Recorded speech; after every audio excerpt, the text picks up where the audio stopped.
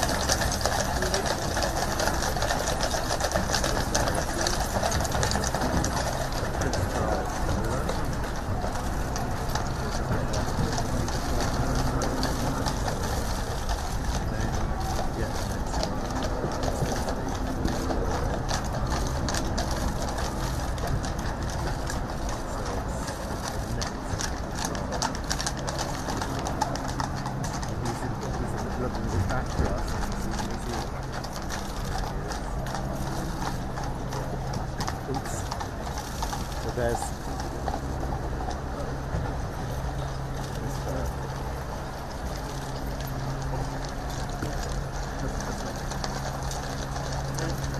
Whatever you can do.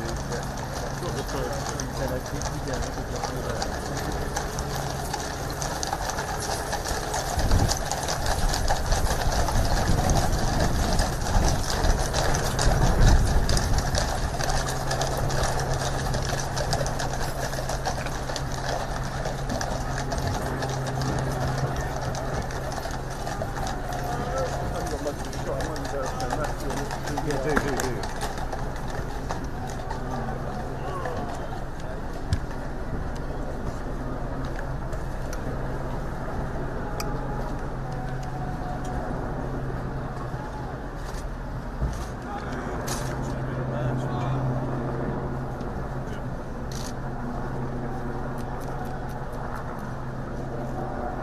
Where have we got?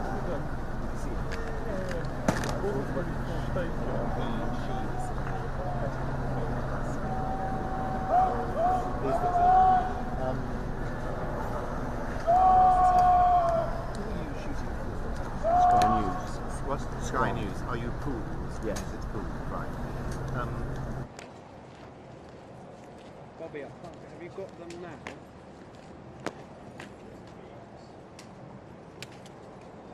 Can you hear me, Bobby?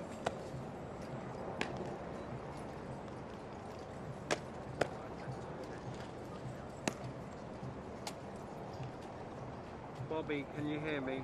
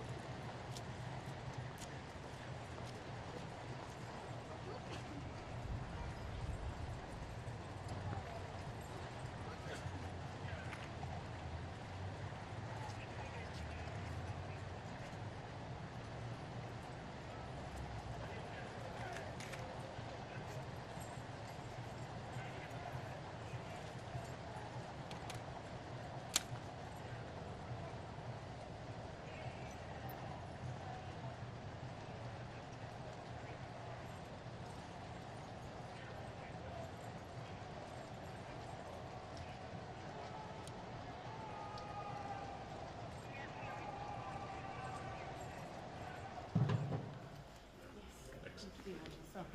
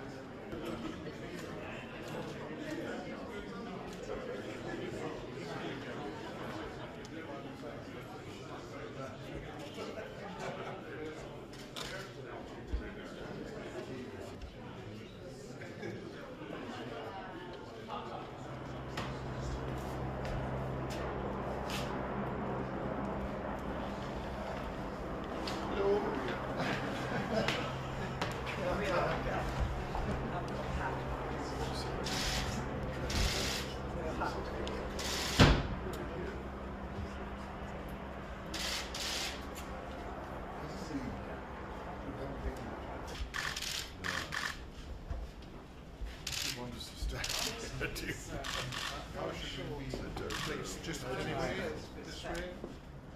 Anyway, just on that side. On which other side of the front? That's perfect. Are we centred there? The ladies. That's centred? You're all saying wrong. A few more. Thank you. Temperature do we look like? Yeah, leave those two. Okay. Thank you, sir.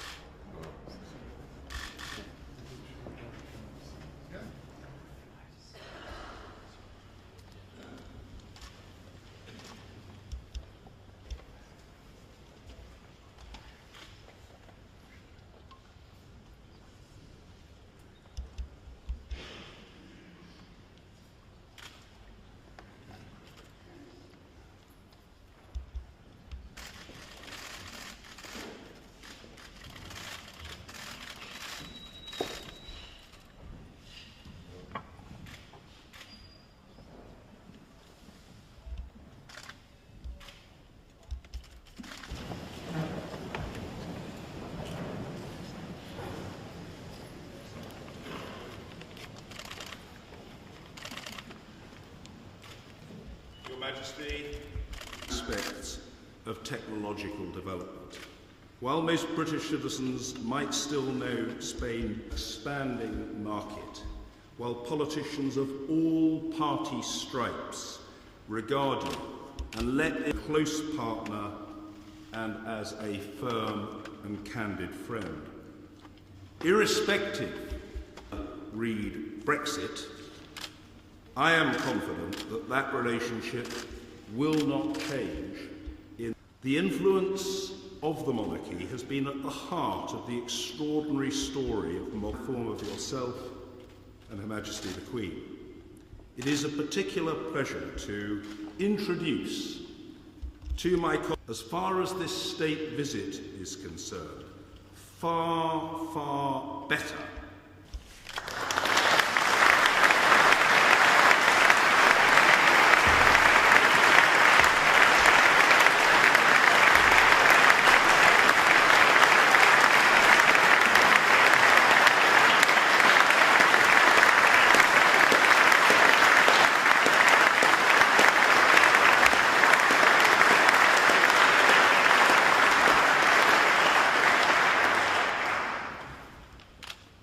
Mr. Speaker, Lord Speaker, members of the House of Lords, members of the House of Commons, Madam Prime Minister, ladies and gentlemen.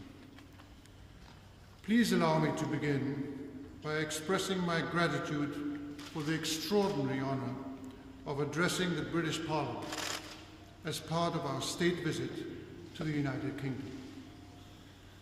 This Parliament has embodied the principles of freedom, democracy, and the rule of law for centuries, as have few other institutions in the world. Principles which form the foundations on which the political and constitutional structures of the most developed countries have been built. The Palace of Westminster is a symbol of the British people's commitment to the cause of freedom. In the darkest years of the past century, this Parliament faced the threat of totalitarian aggression with great strength of character, as did the people of Britain. Their determination and their faith in victory became a model of morality to be followed, and a beacon of hope for generations of Europeans. The same strength of character, determination, and faith in victory will lead freedom time after time to triumph over any form of extremist or fanatical ideology which resorts to violence and terrorism and today threatens people's lives and their dignity. Therefore, in defense of democracy and the civic and political values that form the basis of our peaceful coexistence, I wish to recognize and praise the dignity of the British people have shown when faced with the cowardly terrorist violence that has recently struck this beloved nation. Today, in this house, which was also her house, I wish to honor the memory of the Right Honourable Joe Cox, who was savagely murdered 1 year ago. I would also like warmly to recall from the bottom of our hearts the other victims of attacks and their families. Among these, I must remember policeman Keith Palmer, who died defending this Parliament. Nor should we forget all citizens from different nations massacred in these barbaric assaults. As well, I would like to pay tribute to the Spanish citizen Ignacio Echeverria, who, along with many others, British or not, behaved in an exemplary and heroic manner during the attacks. I take this opportunity in this House to convey my solidarity with the British people and the solidarity of all of Spain. You can be sure of the unwavering affection of the Spanish people. We are your loyal friends and allies. Every craven terrorist attack is an attack on every one of us, because the victims belong to all of us, no matter their origin, their race, their religion, or condition. We owe them and their families our utmost respect, gratitude, and unswavering determination. Honourable members of Parliament, my lords, before you, the representatives of the British nation, I also wish to pay tribute to Her Majesty Queen Elizabeth II. In this year of her Sapphire Jubilee, Her Majesty is a key figure in the history of this great nation. Patriotism, statesmanship, devotion to her subjects, and enduring commitment to service have marked her reign for the benefit of all the citizens of the United Kingdom. Like other nations whose form of government is a parliamentary monarchy, the United Kingdom has achieved renowned levels of democratic, economic, and social development. And Queen Elizabeth has embodied and upheld this parliamentary monarchy in an extraordinary manner since her coronation. Her Majesty has been and remains an example around the world. For all these reasons, honourable members of Parliament and my lords, please allow me to congratulate you and all of your people on your admirable Queen. Ladies and gentlemen, the United Kingdom and the Kingdom of Spain may have different forms of government. Our systems of law may have different origins and means of application. Our constitutions, indeed, may be written or unwritten.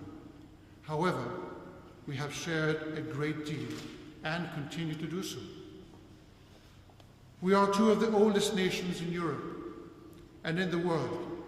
We are parliamentary monarchies based on a vocation and firm commitment to the plurality and diversity that enrich our societies. We have been the two major worldwide empires that stretched across the Atlantic with a global vision. Our languages are today the main means of international communication. In short, we have a shared history, and we are united today by the strong bonds of personal esteem and affection between our societies. Furthermore, we share respect for national sovereignty and the law, established through democratic process, which is the cornerstone of every state under the rule of law, guaranteeing the peaceful and harmonious coexistence of our citizens.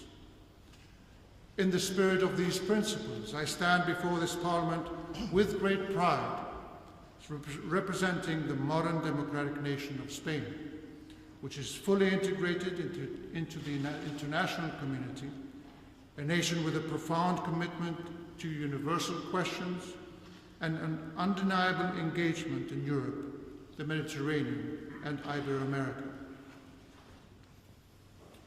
In April 1986, 31 years ago, my father, King Juan Carlos I, was the first Spanish monarch to address this eminent institution, underscoring the rich shared history of the crowns of the United Kingdom and Spain.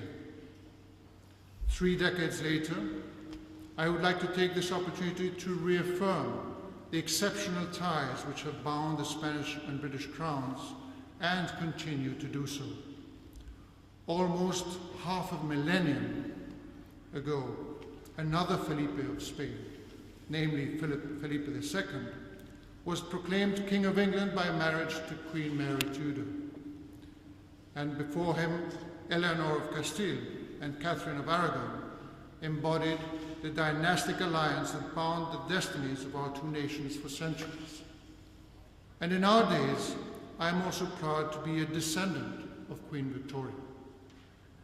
Spain and England, the Kingdom of Spain and the United Kingdom, have indeed a long shared history, during which we have frequently stood shoulder to shoulder. We have done so as friends, as partners, and as allies. either facing international challenges together or by promoting a closer relationship between our institutions and our citizens in the best interest of our two societies. It is just as true, however, that during our rich and fruitful history, there have been also estrangements, rivalries, and disputes. But the work and determination of our governments, authorities, and citizens have relegated such events to the past. I am certain that this resolve to overcome our differences will be even greater in the case of Gibraltar. And I am confident that through the necessary dialogue and effort, our two governments will be able to work out towards arrangements that are acceptable to all involved. Honourable members of Parliament, my lords, until the present, the United Kingdom of Spain and Spain have both been partners in the project of European integration, which has brought considerable stability and prosperity to the region, one that may be said to be unprecedented in history. This project has also helped to enhance the existing rich fabric of bilateral relations between partners. Like in the case of our two nations, where bilateral relations have in fact reached a pinnacle in our shared history. The UK, exercising its sovereignty and its constitutional law, has decided to leave the European Union following the procedure established in the treaties. Although this decision may sadden us, and indeed it does, we fully respect it. The British government's intention to remain a strategic ally of the Union and to continue to play a decisive role in the security of Europe and the prosperity of its citizens offers us great hope. At the bilateral level, our governments must work with determination to maintain and even improve the network of relations we have built within the European project. This is something that our societies, which are so profoundly intertwined, truly demand of us. Given these circumstances, we must particularly bear in mind the thousands of Britons and Spaniards who live in each of our nations, who form a sound foundation for our relations. These citizens have a legitimate expectation of decent and stable living conditions for themselves and for their families. I therefore urge our two governments to continue working to ensure that the agreement on the UK withdrawal from the EU provides sufficient assurance and certainty. The shared aims of the United Kingdom and Spain, partners and allies on the global stage, are reflected in our two nations' close cooperation at the highest international levels. We should all take pride in this work, which demonstrates that the international community benefits from the combined efforts of the people of Britain and Spain, and that it can always rely on our mutual collaboration. In particular, I wish to express my sincere respect for the men and women of the armed forces of the United Kingdom and Spain, who either in UN peacekeeping operations or as members of NATO or under the aegis of the EU risk their lives to defend a freer and safer world. We cooperate in the global coalition against Daesh, in operations to support peace and security in Afghanistan, in Operation Sophia to combat trafficking of migrants in the Mediterranean, in the fight against piracy in Somalia as part of Operation Atalanta, and in the campaign to promote stability and development in a region ravaged by terrorism, piracy, and organized crime within the Friends of the Gulf of Guinea. Indeed, in today's globalized and interconnected world, international threats and challenges ignore all borders. This is why the work of the men and women of our armed forces around the world is crucial to peace, security, and freedom for our societies. As is the work of our security forces and intelligence agencies, which cooperate closely to guarantee our safety, to combat terrorism, and to prevent criminal activities.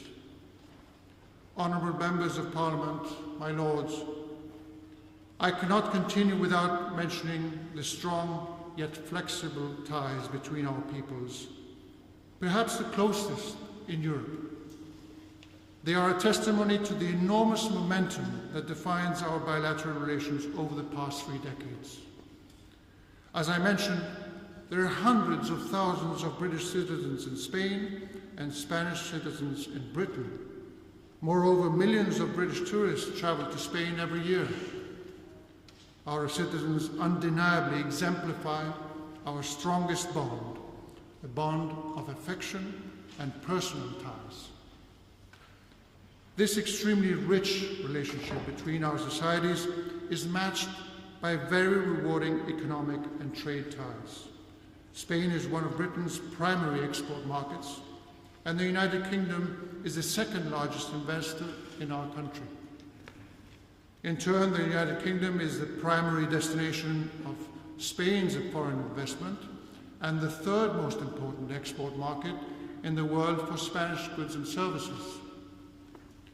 Whether they operate in the banking industry, finance, transport, energy, construction, agriculture, technology, or communications, Spanish companies, whatever their size, play a key role in the British economy.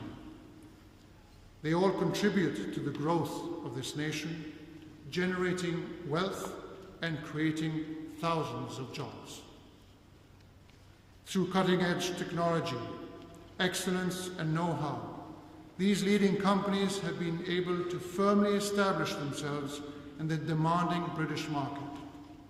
In this regard, the United Kingdom's ambitious plan to modernize and extend its transport networks has created excellent opportunities in infrastructure.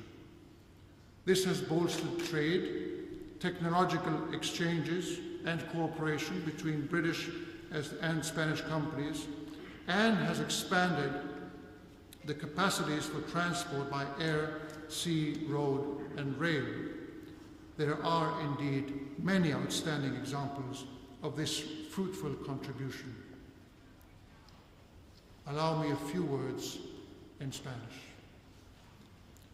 Sin duda, otro rasgo que nos acerca al Reino Unido y a España es el orgullo que sentimos por nuestra historia, nuestra cultura y nuestras lenguas. El inglés y el español, las dos principales lenguas de comunicación internacional, resultan esenciales para abarcar la complejidad del mundo moderno. Ambas demuestran una extraordinaria vitalidad que les permite seguir creciendo como herramientas fundamentales de comunicación, sea en la cultura, en los negocios o en el mundo del ocio.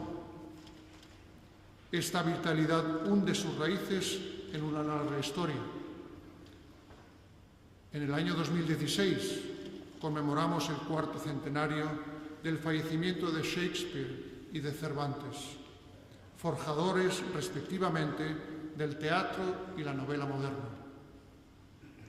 Ambos autores son potentes símbolos de nuestra afinidad cultural y están en los cimientos de los intensos intercambios intelectuales, artísticos, culturales y deportivos que mantenemos en la actualidad y que tanto enriquecen a ambas naciones.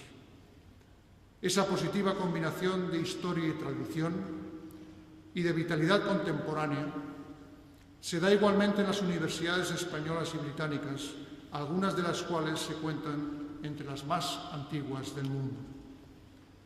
Hoy siguen siendo no solo centros de educación, sino auténticas referencias del saber, del conocimiento científico y de la cultura humanista en todas sus dimensiones.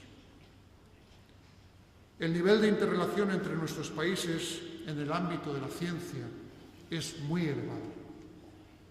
Profesores y científicos británicos, españoles y de muchos otros lugares realizan aportaciones fundamentales que redundan en la expansión del conocimiento y el beneficio de nuestras sociedades. En este sentido, quiero también reconocer el mérito de los extraordinarios hispanistas británicos que han desarrollado una labor formidable durante tantos años, contribuyendo a elevar tanto el nivel del conocimiento y aprecio aquí por la historia y cultura de nuestro país, como la calidad de la investigación que sobre ella se ha realizado desde fuera. Ello ha generado también un gran interés en la sociedad en general. Honourable members of Parliament, my lords, our two nations currently enjoy excellent bilateral relations, among the strongest in our history. We now face the challenge of how to continue forward as partners, friends and allies under the new circumstances, but always shoulder to shoulder at the heart of a free, democratic and prosperous Europe. I am certain that the United Kingdom and the Kingdom of Spain will continue to work together and further the deep and meaningful friendship that we have forged together, driven by a legacy of robust bonds and a desire to build a better future of well-being and progress for all our citizens. Because, to conclude, as my father, King Juan Carlos I, said in this same house, we are two nations with every reason for understanding, support and affection. Thank you so much.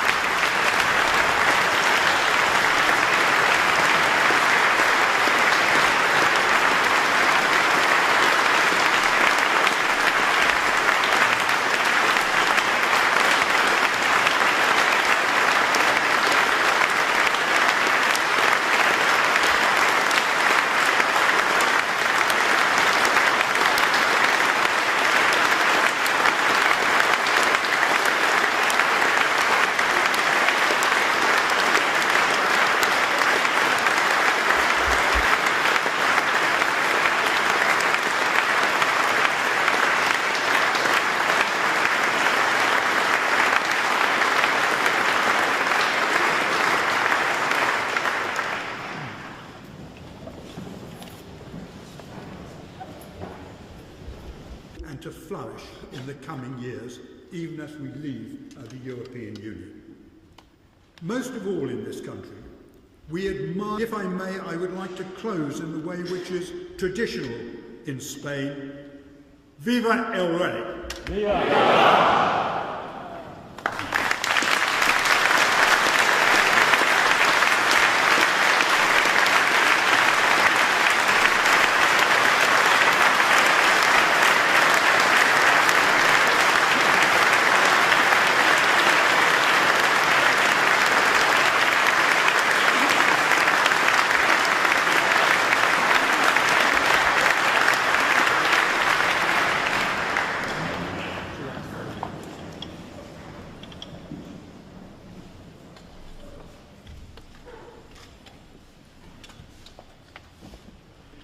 Aldermen, ladies and gentlemen, please welcome to the stage His Majesty the King of Spain.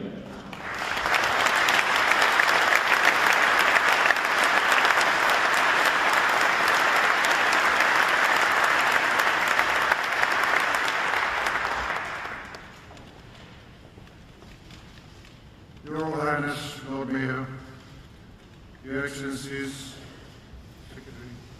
Secretary, Ministro, Secretary of Estado, business leaders, ladies and gentlemen. Just a word of warning, I'll speak in both languages, starting with Spanish.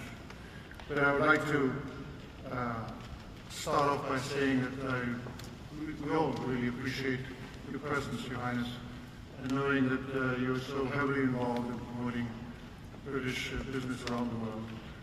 namely among the youth and in the digital world. So we're thankful for your presence. Buenos días a todos. Gracias por su compañía. Y como se ha dicho casi todo en el plano general, y luego van a continuar en el plano técnico y sectorial, permítanme añadir quizá algunas cuestiones y algunos comentarios.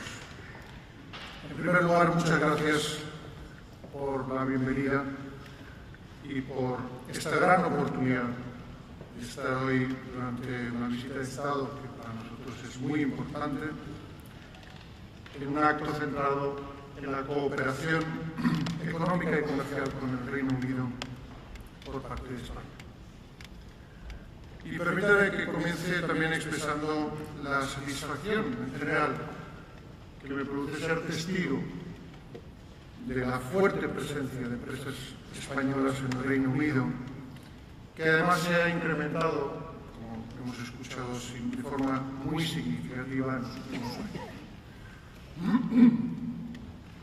Y quisiera agradecer al empresariado británico también la confianza depositada en España y en nuestra economía.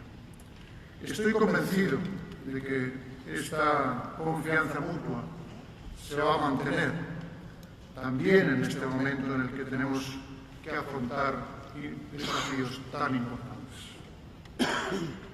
Para España, el Reino Unido ocupa un lugar muy destacado, lo han escuchado, ya que hemos logrado una integración económica y comercial muy profunda. Podría mencionar algunos de los datos que muestran la importancia excepcional, más allá de los que ya han escuchado, de las relaciones económicas entre nuestros países. En los últimos años, muchas empresas españolas han invertido de manera destacada en el Reino Unido en muy diferentes sectores, intensificando de esa manera las ya estrechas relaciones económicas que compartíamos. El volumen anual de nuestros intercambios comerciales supera anualmente los 30.000 millones de euros, lo que hace que el Reino Unido constituya ya nuestro tercer mayor mercado de exportación de bienes y servicios. En 2016 continuó la expansión de las exportaciones españolas al Reino Unido, aunque, por el contrario, se han reducido las importaciones españolas de origen británico. Hoy España es el 10º mayor cliente en el mundo para el mercado británico. En cuanto a las inversiones del Reino Unido en España, y según los últimos datos del 2015, el Reino Unido fue el segundo país inversor en España y representa el 12% del total de inversiones extranjeras recibidas en nuestro país. Estas inversiones generaron 110.000 empleos directos en España, donde están establecidas cerca de nada menos que 1.000 empresas británicas. Estas cifras muestran que el mercado español representa un entorno propicio y adecuado para que las empresas británicas puedan ejercer y hacer negocios. Y me gustaría destacar algunas de nuestras principales fortalezas. Las infraestructuras españolas, como puertos, ferrocarriles, carreteras, destacan por ser unas de las mejores del mundo. El capital humano es de alta calidad.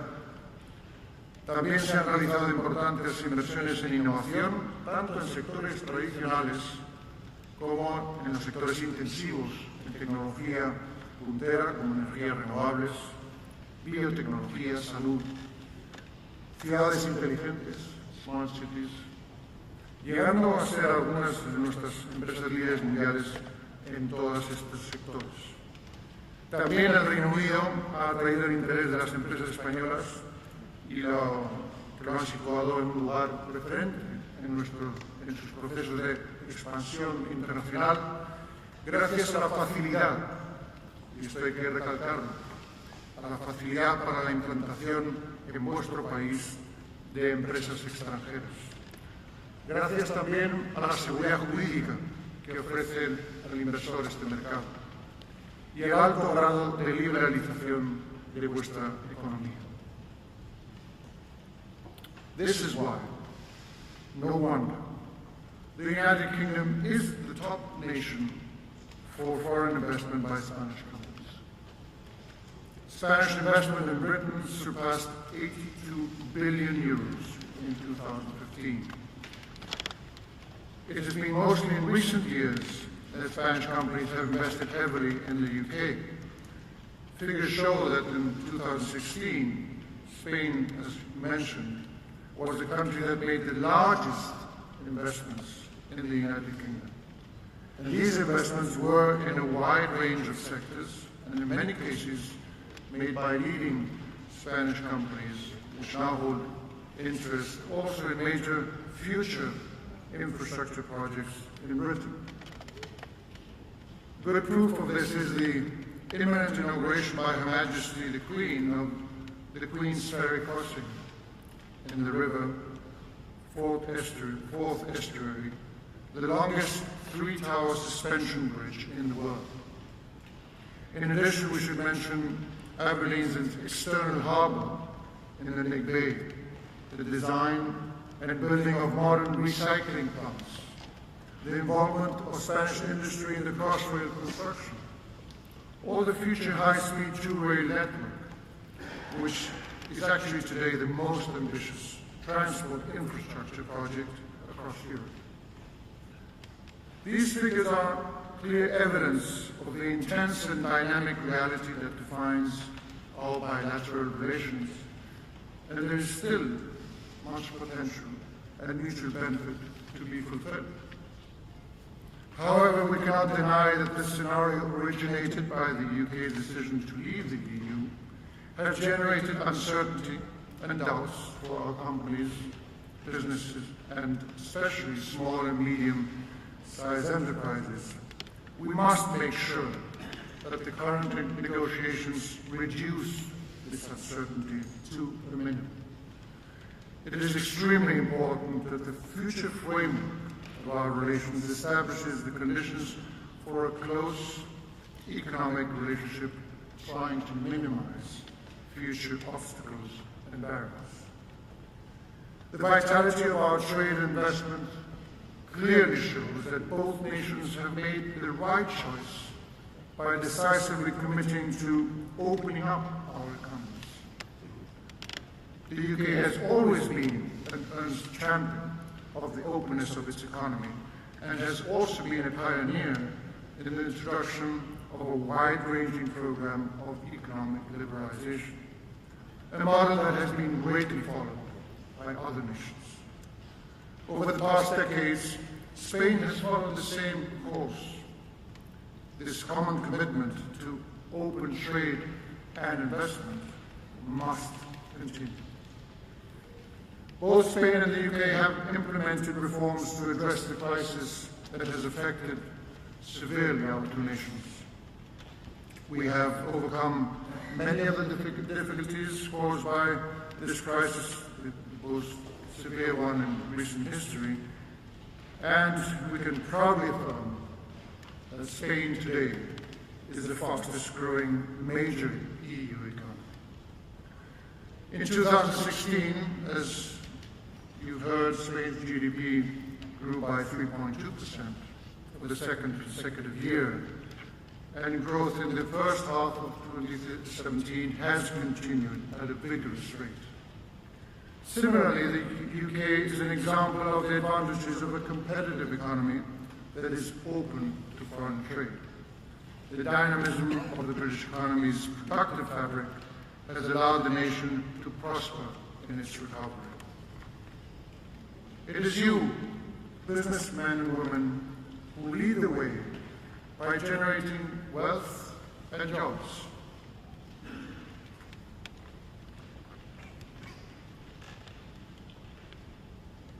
You are the most keenly aware of the benefits of entrepreneurship, of cooperation, and of open markets when doing business.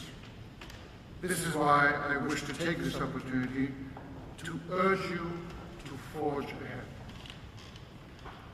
Once again, I would like to thank you all for deepening and strengthening the long-standing close economic and trade relations between the Kingdom of Spain and the United Kingdom, and for furthering our shared common goal of defending our principles and values, democracy and freedom.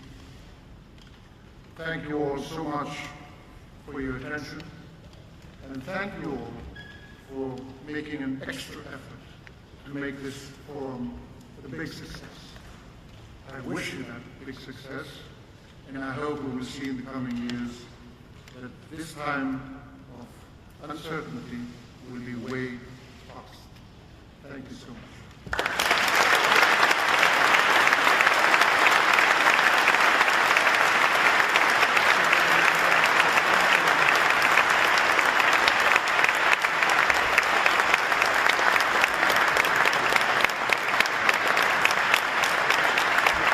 Your Excellencies, my Lords, Ministers, Aldermen, ladies and gentlemen, please welcome back to the stage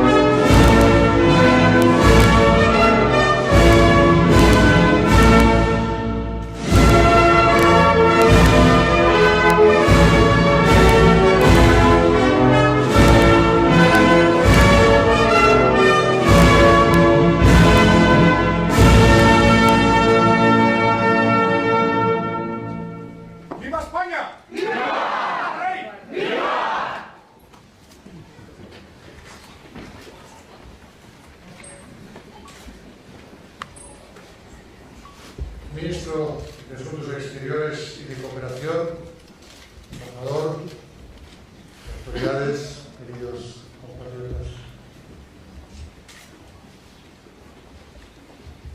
Hoy aquí no estamos todos.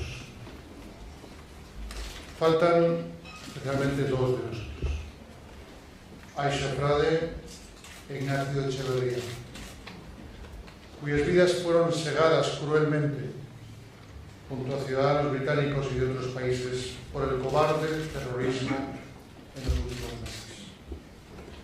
Su muerte en este país amigo es muestra de que el fenómeno terrorista no tiene fronteras y de que nadie está fuera de su alcance.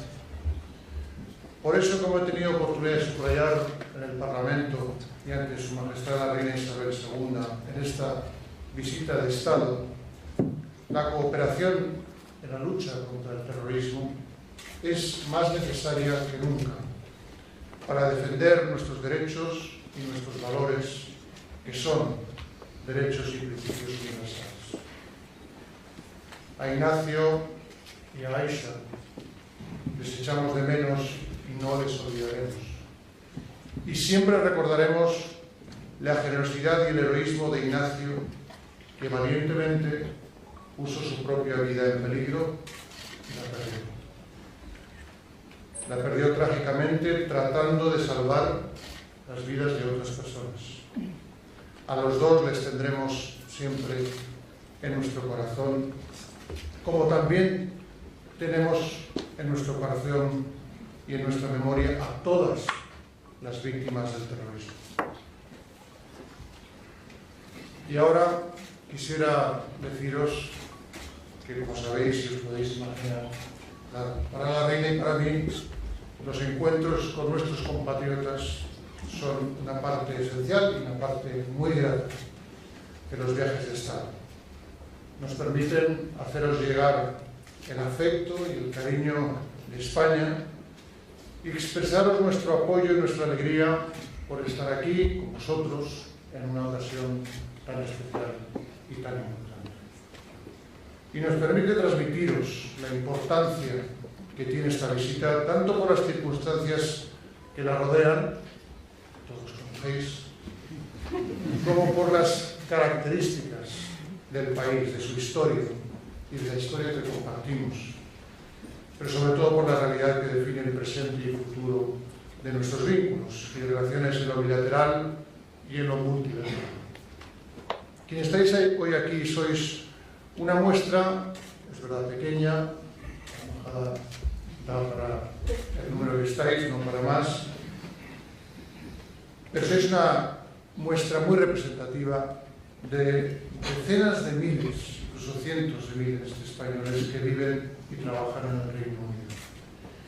Algunos fuisteis acogidos o descendéis de españoles llegados a este país siendo todavía menores, que precisaban protección cuando hace casi 80 años España atravesaba circunstancias trágicas.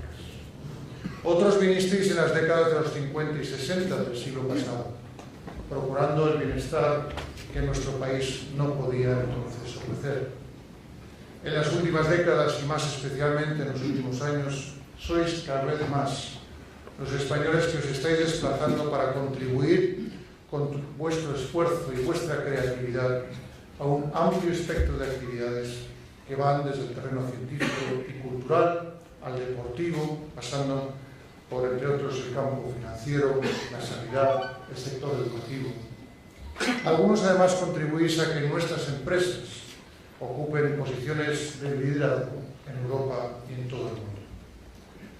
Pero también sois muchos los que, ante un panorama laboral incierto, habéis venido al Reino Unido para explorar caminos alternativos de realización personal y profesional.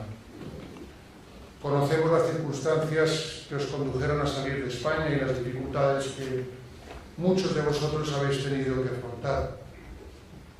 Habéis encarado estas dificultades con entereza y con esfuerzo, por lo que queremos transmitiros nuestra admiración y nuestro respeto. Sabemos que muchos de vosotros deseáis permanecer en el Reino Unido tras la salida de este de la Unión Europea, continuando con vuestros trabajos y vuestra forma de vida, iniciada cuando no se cernían sombras de incertidumbre sobre el futuro. Confiamos en que el acuerdo de retirada del Reino Unido de la Unión Europea, que se negocia ya entre ambos, os dé pronto la necesaria certidumbre que os permita continuar con tranquilidad y confianza vuestras vidas en este país. Queremos animar de nuevo aquí a los gobiernos de España y del Reino Unido a trabajar para que ello sea así. Comprendemos, compartimos y apoyamos vuestros deseos de que las sociedades de nuestros dos países crezcan y se desarrollen en un ámbito de libertad, de tolerancia y de prosperidad, sin que se erijan obstáculos que impidan llevar a cabo vuestros proyectos personales y profesionales. Vosotros sois la realidad humana que encarna todos estos anhelos y aspiraciones, del mismo modo que lo son los cientos de miles de ciudadanos británicos que residen en España, que contribuyen a nuestra economía, que gozan de nuestra hospitalidad y se benefician de sus servicios. Más de 2 millones de compatriotas viven hoy fuera de España. Hemos comprobado que allá donde estemos, los españoles hacemos nuestra aportación leal a los países de acogida, pero mantenemos nuestro vínculo entrañable con España y conservamos y difundimos la esencia de nuestra patria. Por ello, España y sus instituciones reconocen vuestra labor y os tienen siempre presentes. No querría extenderme más, aparte del calor que estáis pasando, pero antes de que con la reina podamos saludaros más directa y personalmente a todos los que sea posible, pues sois muchos, queremos reiteraros nuestro afecto y nuestra admiración, desearos suerte en vuestros proyectos en todos los órdenes y deciros que nos sentimos muy próximos a vosotros y también muy orgullosos de vosotros. Muchas gracias.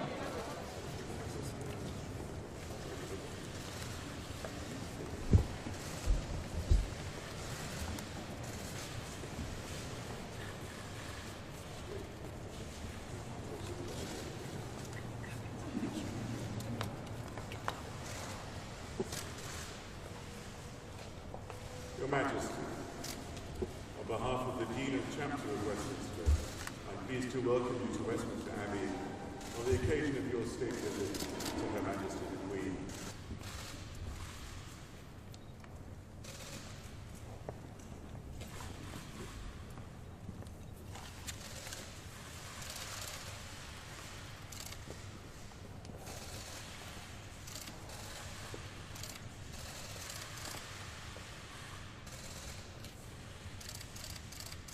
Of justice with mercy, that by their counsels the nations may work together in truth and prosperity through Jesus Christ our Lord. Amen. And let us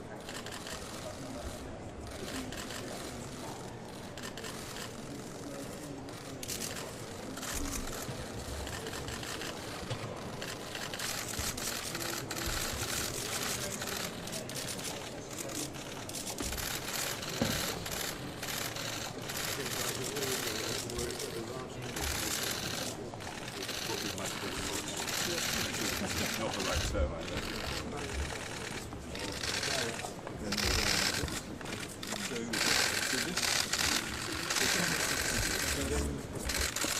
We have some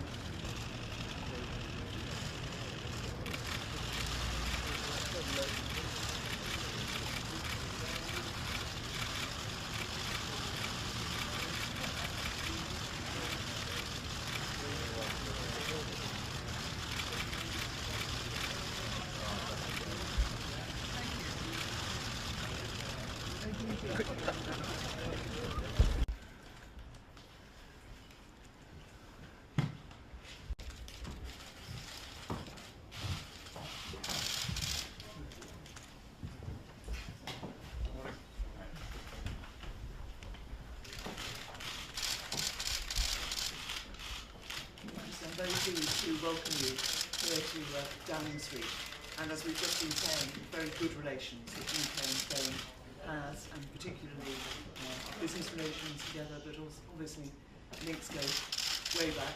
As you spoke about your family links at the banquet last night, and I thought that was an excellent event, and may I say once again, thank you for the excellent speech that you gave to both Houses of Parliament yesterday, which was very much appreciated.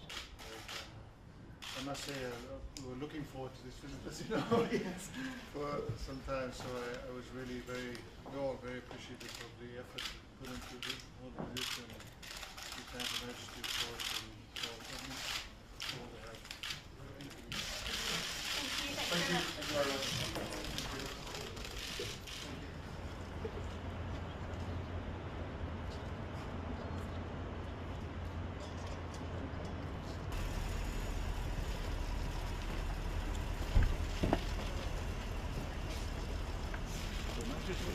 Back to the city again. What a joy to see you. One more time. Can I introduce the Lady Members?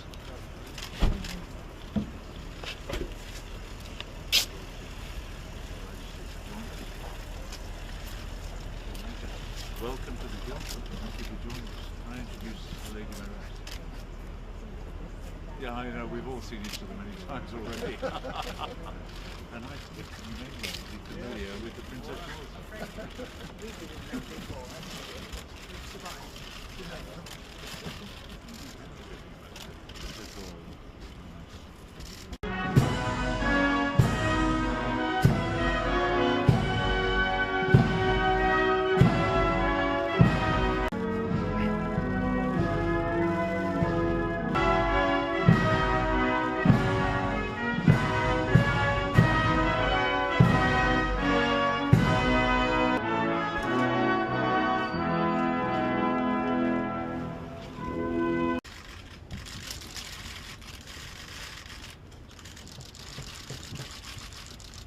Right, thank you very much. Thank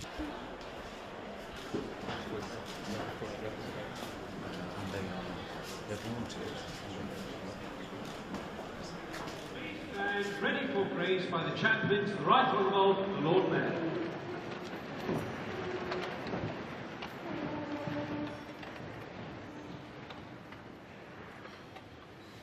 As we give thanks for this feast, O Lord, we pray that, unlike St. James, who allegedly was hot-headed and short-tempered, our fellowship, bearing in mind Brexit, may remain one of friendship, understanding and harmony.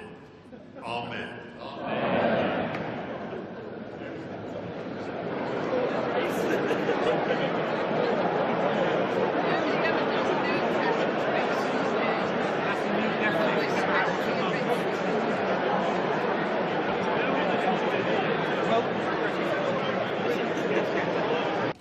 The Queen.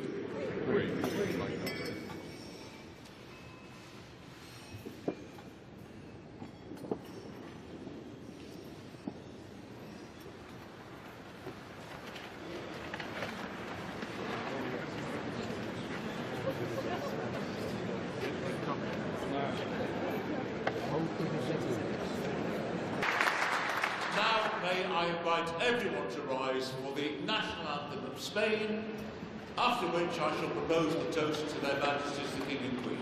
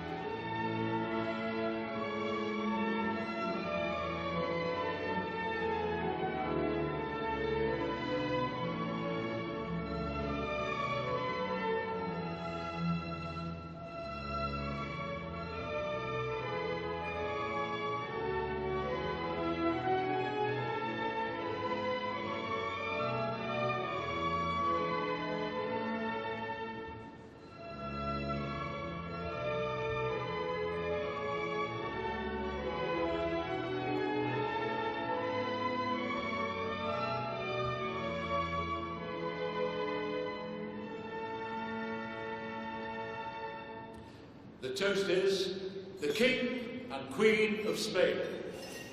King of Spain. Queen of Spain.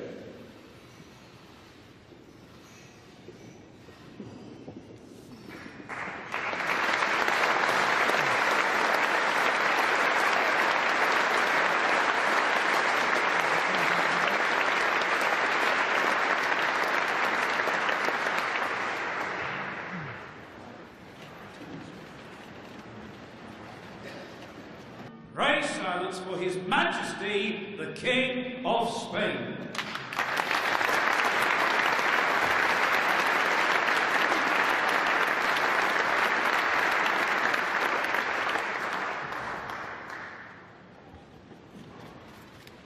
Lord Mayor, Lady Mayoress, Your Royal Highness, Your Excellencies, my Lords, Aldermen, Sheriffs, Chief Commoner, ladies and gentlemen. Not often am I cued in by trumpets. First of all, Lord Mayor, thank you for your kind, generous, and precise words of welcome.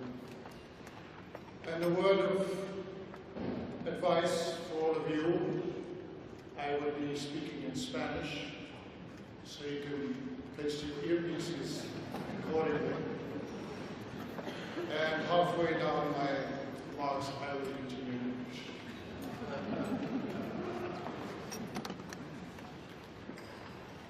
Encontrarnos esta noche en esta magnífica sala, testigo de la rica historia de esta corporación y de la ciudad de Londres, como parte de la visita de Estado que realizamos al Reino Unido por invitación de Su Majestad la Reina Isabel II, es para la Reina y para mí un verdadero honor. Quisiera por ello comenzar estas palabras agradeciendo a Su Majestad, en mi nombre y en el de toda mi familia, así como en el del Gobierno y del pueblo español, el cariño y la atención que estamos recibiendo de todos los miembros de su familia y de las instituciones y sociedad británicas. Estas muestras de afecto que tanto valoramos son fiel reflejo de las excelentes relaciones bilaterales entre nuestros dos países a todos los niveles, del económico, el cultural, el comercial, el de seguridad, el financiero y el educativo.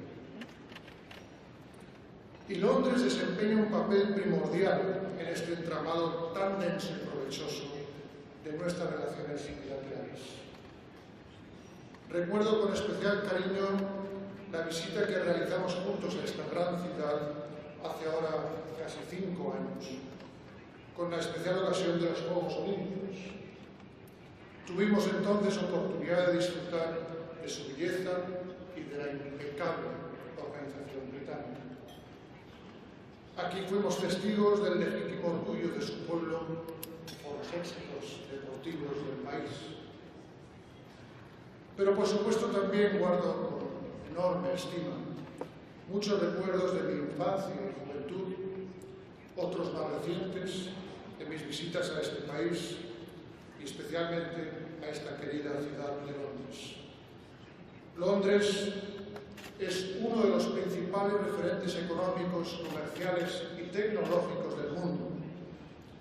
Es el principal motor económico del Reino Unido y es un centro financiero de primer orden. Quiero por ello resaltar la labor de muchos de los asistentes a esta cena, cuyo trabajo en aspectos como el desarrollo del gobierno corporativo, la transparencia, la defensa de los derechos de los accionistas o la protección a los inversores minoritarios, junto con el avanzado desarrollo del sector servicios, ha convertido a Londres en la principal plaza financiera de Europa y una de las más consolidadas del mundo. Esas virtudes, junto con la gran apertura al exterior y las facilidades para hacer negocios, han hecho que España haya elegido al Reino Unido como su mayor destino para la inversión directa en el exterior, con un volumen superior a los 82.000 millones de euros en el año 2015. Casi un tercio de esa cifra está concentrado en el sector financiero. Nuestros bancos tienen un peso muy significativo en este mercado y han sabido incorporar los hábitos y los usos británicos. El sector financiero, como saben, ha experimentado en España una profunda transformación tras la grave crisis económica de los últimos años. Ha superado las dificultades gracias a las reformas que se han emprendido, especialmente en este sector, pero no solo. Ha mejorado sustancialmente el acceso al crédito, por lo que los bancos españoles contribuyen al crecimiento de la economía a través de la financiación de los proyectos empresariales solventes que generan riqueza y empleo. España es también un importante destino para la inversión británica, como ya han escuchado. En 2015 el Reino Unido fue el segundo país inversor, con más del 12% del total de la inversión extranjera que recibimos. En los últimos años el Reino de España se ha convertido en el 13º mayor inversor del planeta. Y en América Latina somos el segundo inversor extranjero, solo por detrás de los Estados Unidos. Todo ello es consecuencia del decidido proceso de internacionalización de nuestras empresas. La economía española es hoy la que más crece dentro de los grandes países del euro. En 2016 el PIB español aumentó un 3,2% y la fuerza de crecimiento se está dejando notar también en esta primera parte del año 2017.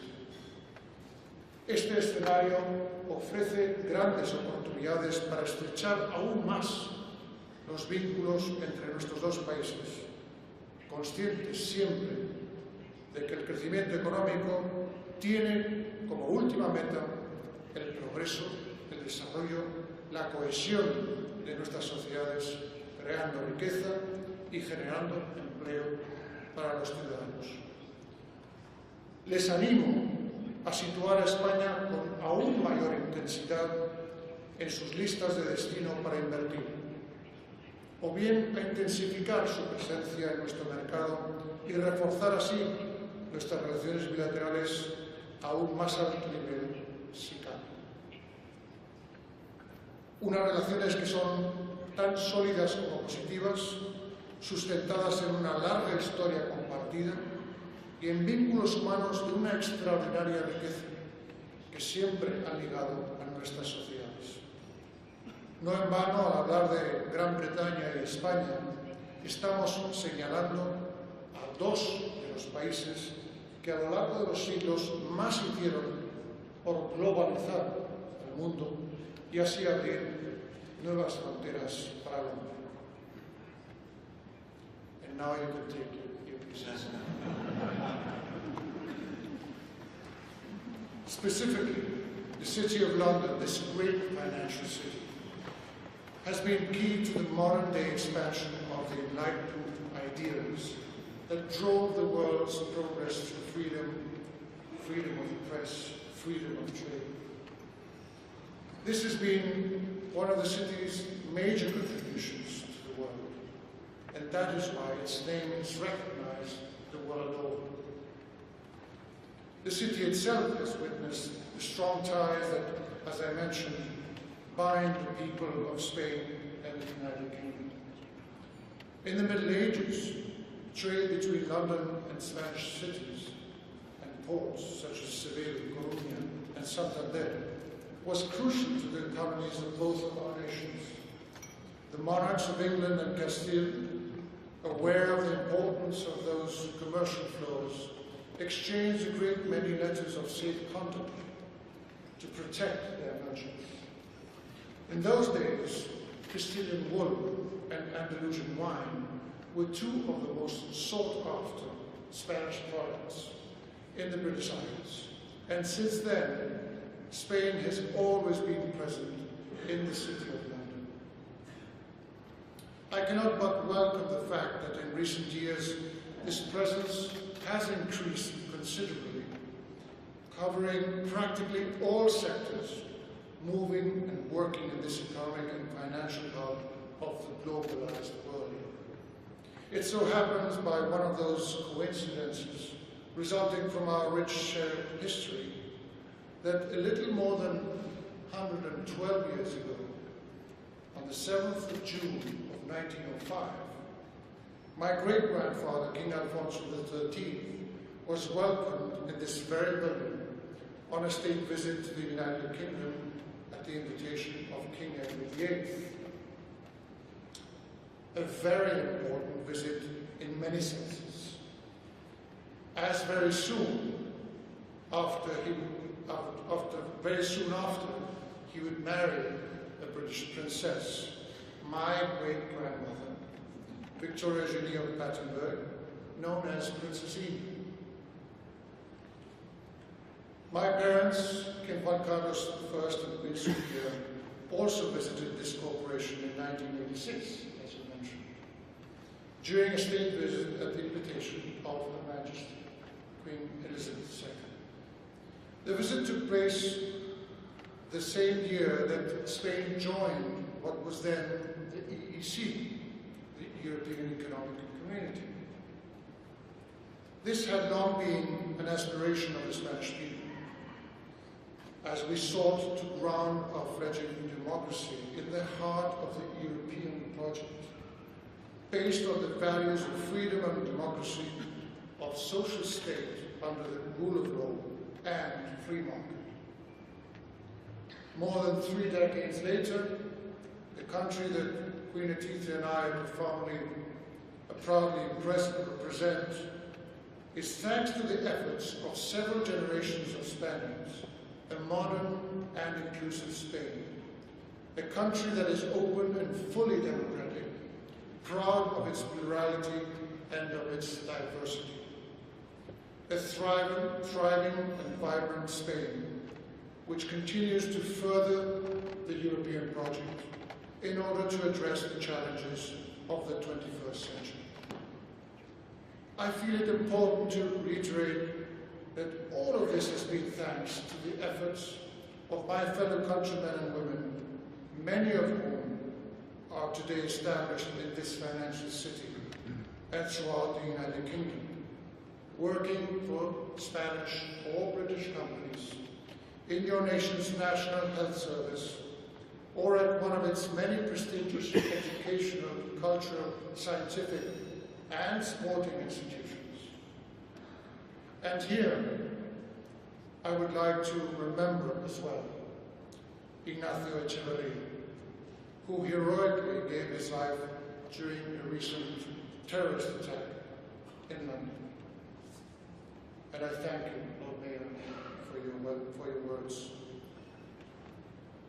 Likewise, hundreds of thousands of Britons live in Spain, thus enriching the relationship between our citizens, the ties between our societies with a human bedrock that underpins the entirety of our bilateral relations. Therefore, I urge the British and Spanish governments to continue working tirelessly so that the agreement between the European Union and the United Kingdom on the United Kingdom's withdrawal may give our citizens the necessary assurance and certainty. Without any doubt, the building in which we stand is a symbol of your nation's institutional genius, renowned worldwide, and of your open and welcoming spirit, which has always been the hallmark of your society. The foundations of this distinguished institution were laid upon the ancient amphitheatre of Roman Londinium. This reminds us of the ancient and deep roots of the European space that we share, and reaffirms our conviction that this city and the United Kingdom have been and will continue to be an essential part of Europe.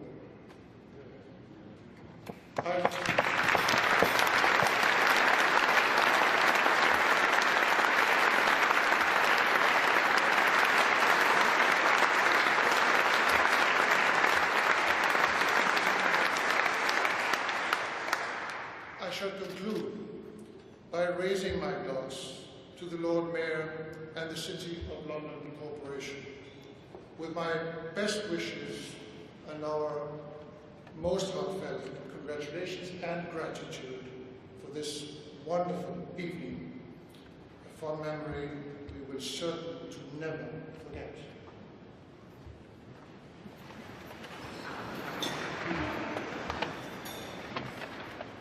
Lord Mayor.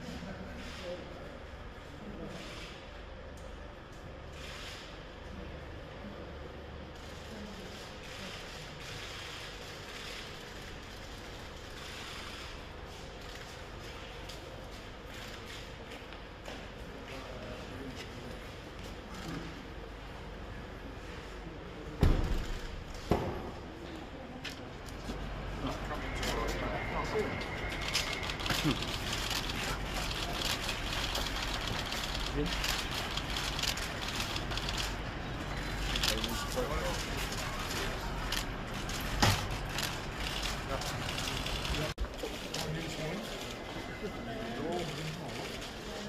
of our board, Minister for Science and Youth.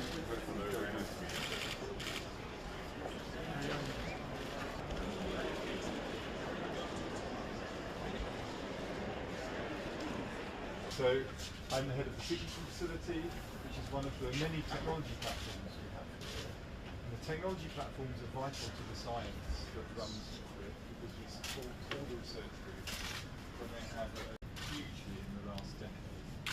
And we can run millions and millions of sequences at a time.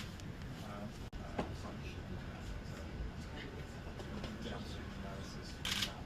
So we have some robots in the lab that help us do some of the more tedious parts of the science. It means we can support junior groups coming in who won't have the facility to support to do it. They can come immediately here to get that work done. So it's very important. It's a lot of money, yeah.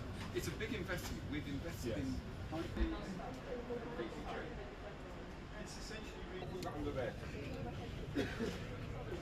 These are normally very, very small. You can see on this plate, they actually grow to the size where you can and they start dividing them. How many yeast cells in each of those yellow plots? And then you've got some mutants. You've got like little sausages, and those are each one of those is a cell. Exactly. These are healthy. These are, and though they're yeast, you may say, why on earth are we working on yeast? And the answer is, did you Yep. And these are actually excellent models for human cells. So the genes that control their division from 1 to 2. They're the same cells, but then these are higher magnification. But then I can show you some mutants.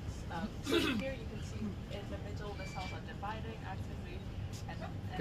Have you got one there, Tiffany, with a septum in the middle? Yeah. If you can see a line across the middle, then they're like the bus. And these are very simple. Yep.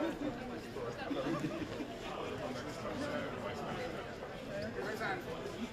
Where's Andrew?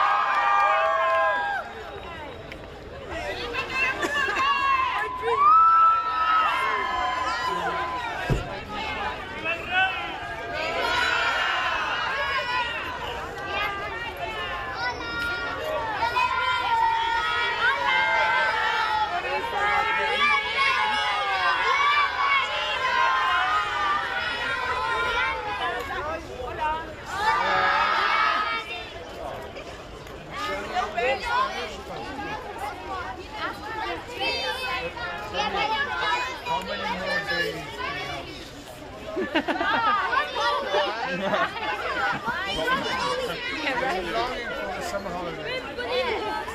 Well deserved.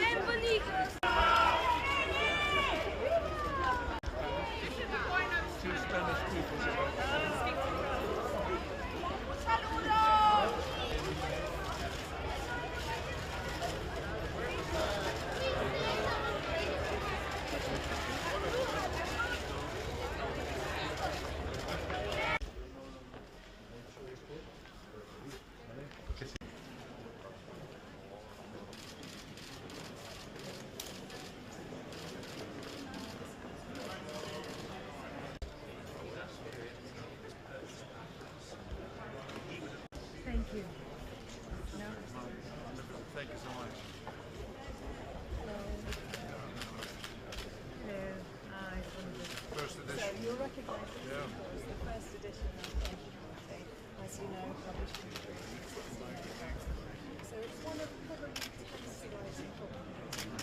But the interesting thing we think about this one is that this is the one where we know where it's been for the whole of its history, unlike the other copies.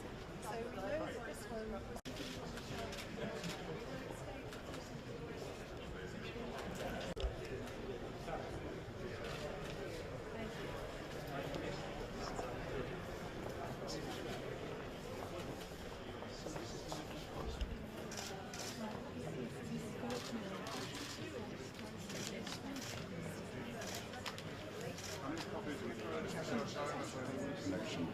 as well. I know you've spoken on a number of occasions about the importance of deepening our cultural links. And I know that, I hope this will help. We're presenting for your daughters, not, I'm afraid, one of the great treasures of the Bodleian, but a book of English verse. If we were producing a book of Spanish verse, I hope it would include the works of Antonio Machado, friend of Verlaine, contemporary of Oscar Wilde. Camarante non hay camino, se hace camino al andar. All of us, I think, recognize that we have a difficult path to tread in order to ensure that whatever happens politically in this country, we manage to retain the closest possible links with the rest of Europe and with European culture, including the preeminence in many respects of Spanish culture. So we recognize that at a university like this, we have quite a lot of walking to do in order to make sure that the path is well and truly trodden. But thank you for all you've done on this visit to strengthen the relationship between Spain and Britain. And now perhaps I can invite you to address us for a few moments. Thank you.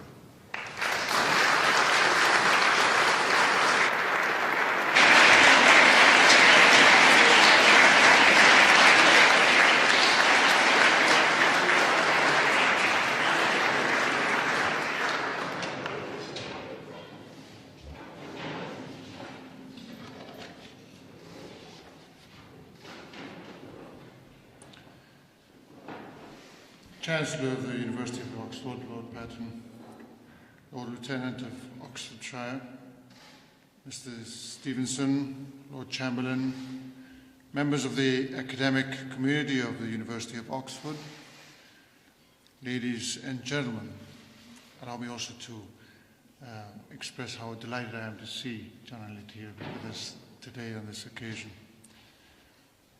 And thank you, first and foremost, Lord Patton, for your kind welcoming words. I see that you all have copies of my remarks. Don't worry, you won't have to read them because I am going to be making this speech entirely in English. And I hope it's not too long. I know it's pre-lunch, which is always complicated, but I'm delighted with the Queen to be here today with all of you and to visit the University of Oxford. And we feel very warmly welcomed, not only by the academic community, but also by a lot of the citizens out in the streets.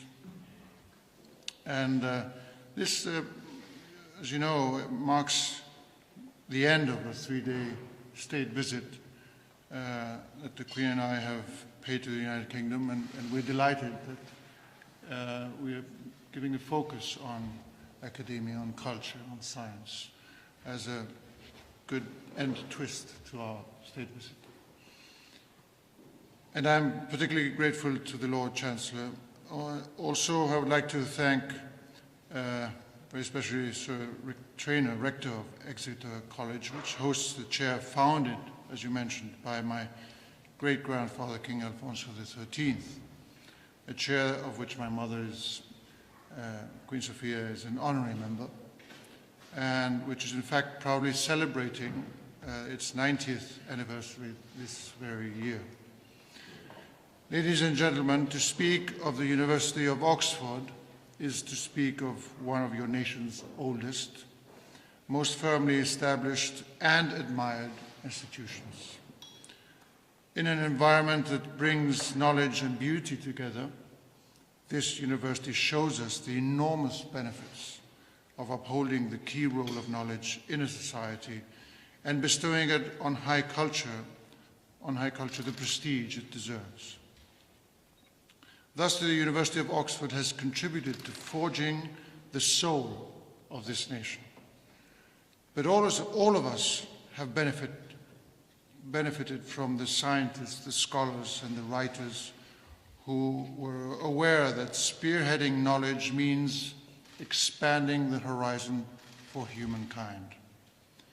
With its unique blend of vanguard and tradition, Oxford is indeed not only an admirable British university, but one of the institutions that have contributed to shaping the heart and soul of Europe and of what we now call the West. Oxford is the alma mater of countless British statesmen and scholars, and was also home to the wisdom of world-renowned Spaniards such as Luis Vives and Blanco White. This university has advanced and spread science and knowledge in a fruitful dialogue with the world's scientific communities such as Bologna, La Sorbonne, Coimbra, and Salamanca, whose 800th anniversary we will commemorate next year. Please find a way to get over and visit us if you get a chance.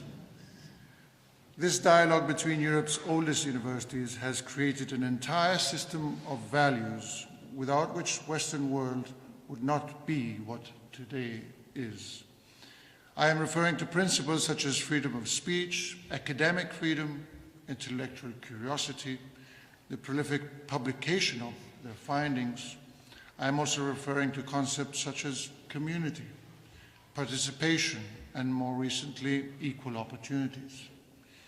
All of these ideals, no matter how ancient their roots, are nowadays thriving in the most advanced societies, and they are still, for the most part, the driving force of our progress. Ladies and gentlemen, universities today continue to be nerve centers for generating, managing, transferring, and disseminating knowledge. Throughout their history, and Oxford is a prime example, they have had to adapt and make substantial changes in order to respond to society's actual real needs. Because the very being of universities acquires its full meaning when they push forward the boundaries of human knowledge, while at the same time addressing the social and economic needs of their time and their environment. Oxford has always been and continues to be an example of service to the community. The more engaged universities are with their surrounding environment and society, the prouder they make their countries, and by extension, the greater the service is to humankind. That is why it is imperative for universities to create new disciplines, to be efficient, effective, and creative, to attract talent, and to go beyond research in basic science, albeit without neglecting it, so as to contribute to their country's economic growth. All of this needs to be done with a constructive, two-pronged dialogue. On the one hand, with the public decision makers who design and implement national and regional strategies and plan growth, and on the other hand, with society's most dynamic production sectors. The role of universities in this effort cannot and must not be passive, quite the opposite. The fact that you generate most of society's knowledge makes universities, in your capacity as institutions that create, preserve, impart, and disseminate knowledge and culture, key players in the development and transformation of society. From medieval philosophical speculation to today's cutting-edge technologies, Oxford's own history corroborates this. Thus, universities fulfill their destiny by developing speculative science, well aware that this knowledge will someday open up new realities of understanding. And at the same time, however, universities cannot opt out of participating actively in creating viable solutions for so many of the problems afflicting our post-industrial societies. And while this interaction between universities and societies is of the essence, this must not let us forget that universities are spaces for people's intellectual, moral, professional, and civic education. Indeed, the fact that their nature is both social and of public service makes it imperative for universities to contribute with specific educational actions to strengthening all those principles that are shared by our Western societies, namely freedom, equal opportunities, gender equality, tolerance, solidarity and development aid, peace, and the value of diversity. Only if universities uphold and promote these principles with active policies can our societies be not only wealthy, but also fair, made up of individuals who are not only technically skilled, but who have moral values that enable them to exercise socially responsible leadership. As I said earlier, universities have the duty to identify the problems that afflict our post-industrial society even before the political class does, and to come up with solutions based on research and on knowledge.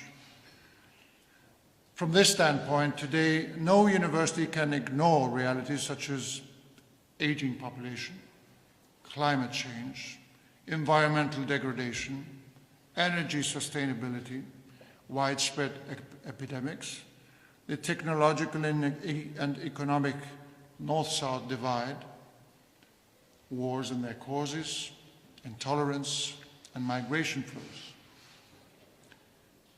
If universities ignore or veer off such realities, or if they do not put them at the top of their agendas, our societies and our democracies will suffer. And in times of uncertainty, such as those of today, this moral pursuit of universities is more important than ever in order to combat phenomena such as xenophobia, racism, and inequality.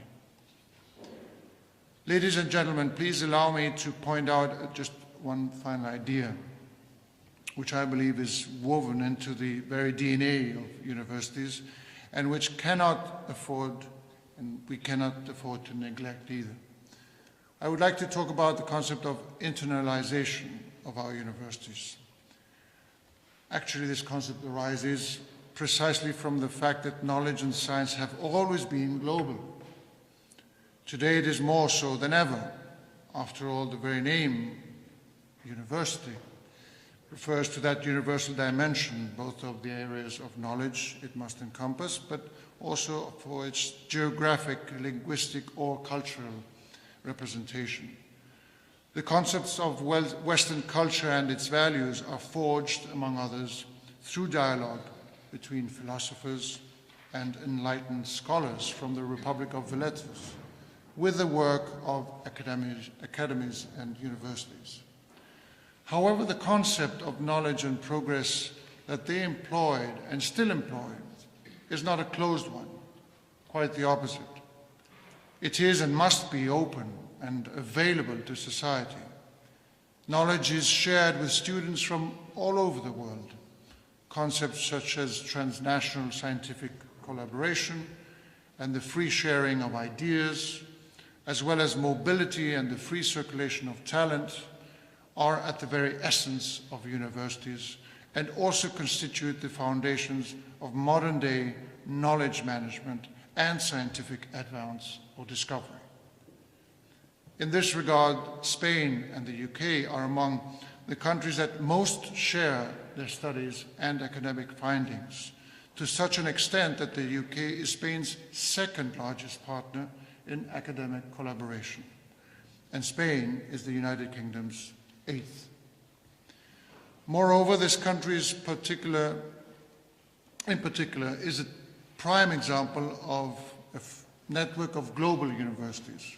28% of the teaching staff at British universities is foreign, and 16% of them from the European Union.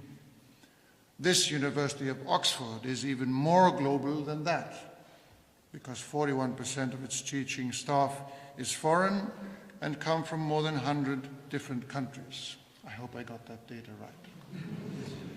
In other words, Oxford has been able, like no other, to attract talent from the world over and to nurture an international community where diverse cultures, languages, and ideas converge and knowledge of the highest level is generated.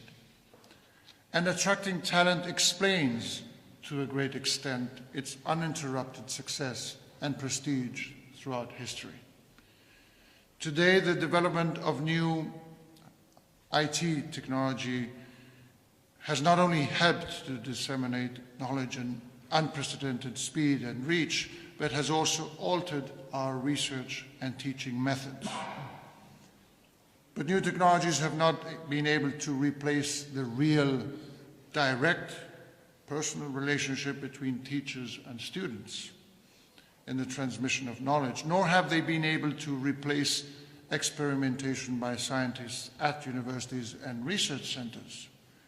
And attracting talent must continue to be a primary objective of any university of excellence.